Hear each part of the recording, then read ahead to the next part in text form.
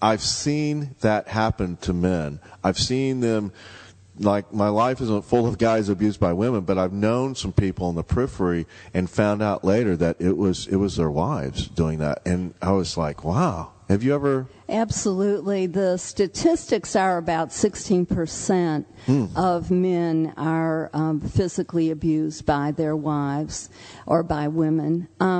Yes, by their wives, because that doesn't include children who are physically abused by their mothers. And that happens as well.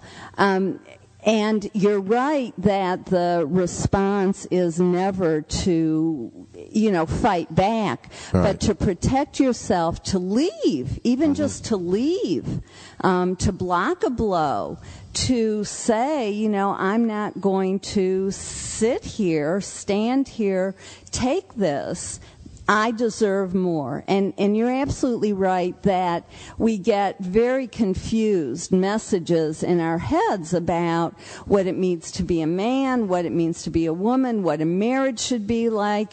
You made your bed, you have to lie in it. Marriage is forever. Right. It's under, it's a religious commitment.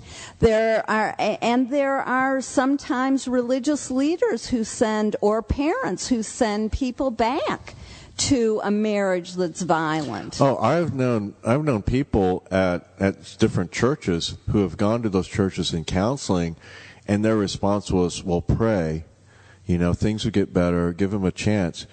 And on their end, it was the first time they have heard about this in their congregation, possibly, and they didn't know. But the person going to them has like years of history with this happening to them, and they're like, stay in the relationship, everything's going to be fine, and it's just not. And I was just surprised, and I wasn't there in the room. I'm not privy to the conversation, but I was just surprised on an energetic and spiritual level that was the response given, if indeed those were the words spoken. Like I said, I wasn't in the room. Well, it happens all too often where people get sent back into bad situations for what people think are the right reasons, but there's no good reason for somebody to stay in an unhealthy, violent, physically or emotionally relationship. And the definition of family violence or domestic violence includes verbal violence.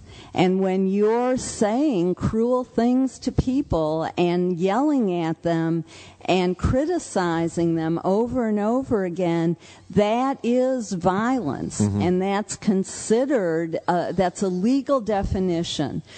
One of the difficulties is that sometimes people seek help and they don't understand the situation that they're in.